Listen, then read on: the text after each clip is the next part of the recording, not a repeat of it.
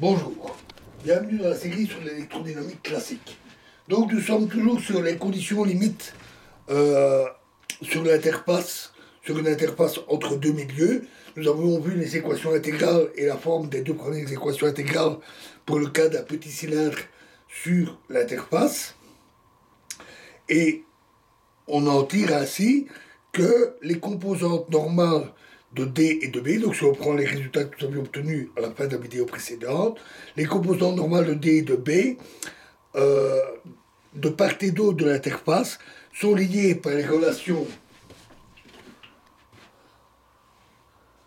D2 moins D1 fois M égale sigma et B2 moins B1 fois N égale 0. Autrement dit, la composante normale de B est continue et la discontinuité de la composante normale de D en un point quelconque de l'interface, est égale à la densité de charge surfacique en ce point. Le petit contour C que nous avions aussi défini permet pareillement de déterminer les discontinuités des composantes tangentielles de E et H. Si ces petits côtés sont de longueur négligeable et ces grands côtés sont parallèles à l'interface et de même longueur delta L, alors l'intégrale de gauche pour la relation, l'équation intégrale pour E, s'écrit intégrale sur le contour C de E dl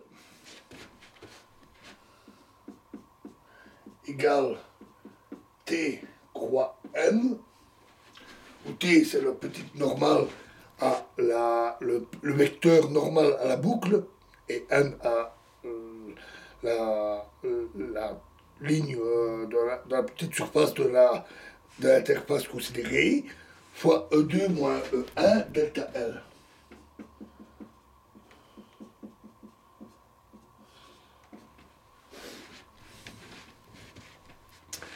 Et pareillement pour le membre de gauche, pour l'équation intégrale sur H. Le membre de droite de cette relation, de la relation pour E, s'annule parce que dB sur dt est fini. Et il est fini à l'interface. Et l'aire de la boucle tend vers 0 quand la longueur de ce petit côté tend vers 0.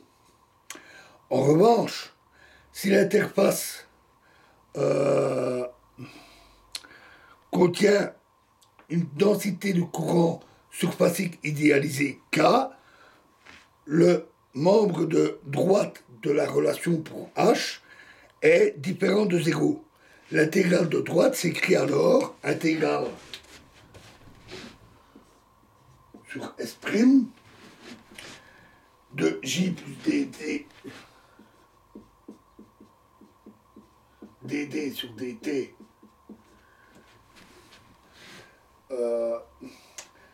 TDN, TDA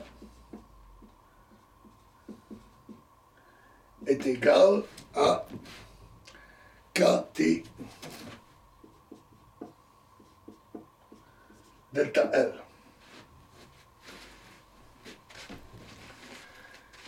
Et un raisonnement analogue à celui qu'on vient de donner, qu'on vient juste de donner à l'instant, montre que le second terme de l'intégrale s'annule.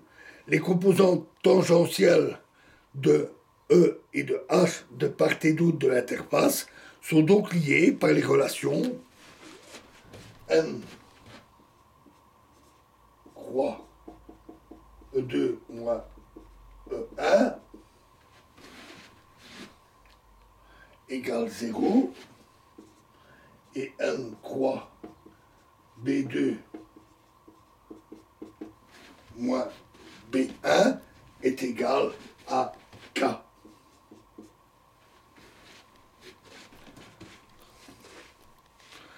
Dans la dernière relation, on suppose qu'en tout point de l'interface, le courant de surface K n'a aucune composante perpendiculaire à l'interface, ce qui est assez logique.